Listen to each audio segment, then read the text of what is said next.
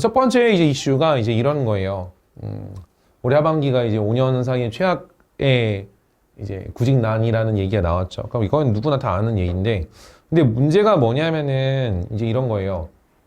그러니까 이런 것들 때문에 구직자들이 어떤 식으로 구직 활동이냐. 첫 번째가 눈높이를 낮춰서 이제 입사 지원했다는 학생이 전체 지원자의 그 전체 응답자의 50% 정도를 차지했는데, 근데 이제 문제가 뭐냐면은 이제 이런 거예요.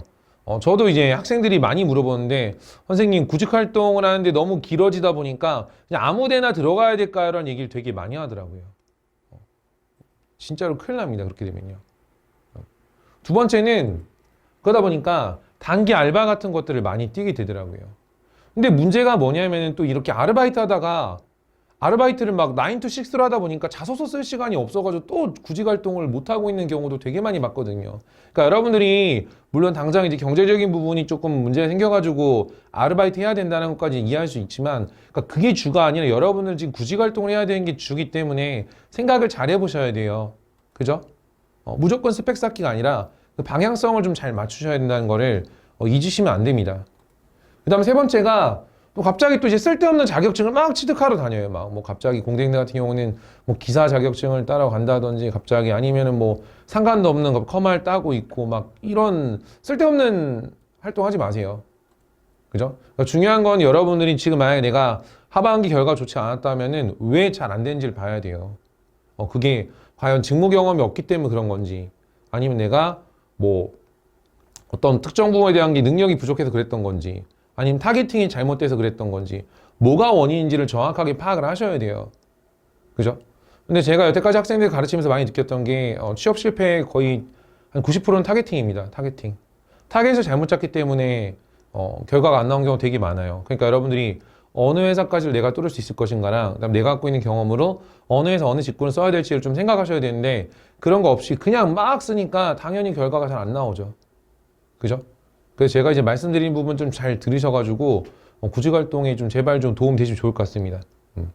자, 그다음 두 번째는요. 제가 여러 번 얘기했던 것 중에 하나예요. 올해 공공기관 채용의 특징 중에 하나가 전국 단위 공공기관보다 지역 단위 공공기관 채용이 엄청나게 많고, 그리고 이런 지역 단위 공공기관 중에서 또 이런 뭐 도시공사라든지 그다음 시설관리공단이라는 쪽이 정말로 채용이 많이 뜹니다. 많이 떠요. 그러니까 여러분들이 이게 왜 그러냐면은 그 전국 단위의 규모의 회사들 같은 경우는 이제 코로나19에 대한 이슈 때문에 채용이 되게 조심스러울 수 있거든요. 근데 지역 단위 같은 경우는 그러니까 지역 기반에 해가지고 뭐 이런 것도 많이 해요. 막 뭐 어떤 시 주간 온라인 뭐 언택트 채용 박람회부터 해가지고 그 지역 단위에서 구직 활동을 많이 하고 구직 활동에서 노력을 많이 하고 있다, 이런 것도 쇼잉도 되게 필요하기도 하고, 그런 지역 단위 노력들 같은 것도 많이 보여줘야 그 지역 기반의 어떤 경기 활성화라든지 이런 것들도 있긴 하거든요. 그렇기 때문에 지역 단위 채용이 많아질 수밖에 없는 지금 시기에 맞춰가지고 공공기관 채용 트렌드 잘 보셔야 돼요. 특히라도 공공기관이 이제 1월달하고 이제 2월달에 채용이 되게 많이 뜨는데, 보시면 이런 지역 단위 공공기관 좀 잘 보시면 되게 도움 많이 되실 겁니다. 잘 생각을 해보시면 좋을 것 같아요. 자, 이제 그 다음에 이제 본격적으로 이제 이주희 채용 기업 컨텐츠를 좀 시작을 해보도록 하겠습니다. 우선은 첫 번째가 가스안전공사예요. 여기는 이제 채용이 연계형 인턴으로 떴는데, 여기 이제 전환율이 한 8, 90% 정도 돼가지고 높은 편이에요.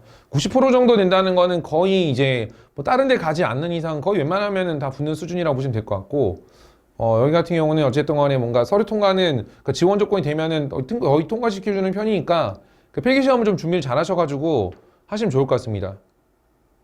그죠? 여기 이제 특히 제가 이제 에너지 관련된 공공기관은 가스 관련된 공공기관 쪽 되게 좋다고 많이 말씀드렸거든요. 그죠?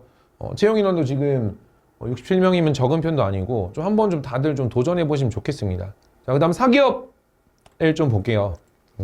여기가 이제 VP라고 해서 KT 그룹사인데 이제 피카 자회사거든요.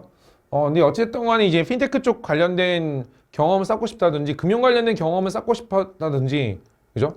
여기가 이제 뭐 보면은 장단점이 다 있긴 해요. 너무 이제 KT 관련된 KT랑 BC카드가 엎어지면은 회사가 이제 엎어질 수 있는 그런 상황이긴 하겠지만, 어쨌든 여러분들이 뭔가 금융권을 준비한다든지 이쪽 파이낸스 쪽 그 영역에서 금융 영역에서 좀 커리어를 좀 시작하고 싶으신 분들은 그러니까 여기를 들어가서 다니면서 또 만약 회사가 내가 조금 더 좋은 데를 가고 싶다 하면은 다니면서 준비하는 게 괜찮을 것 같아요.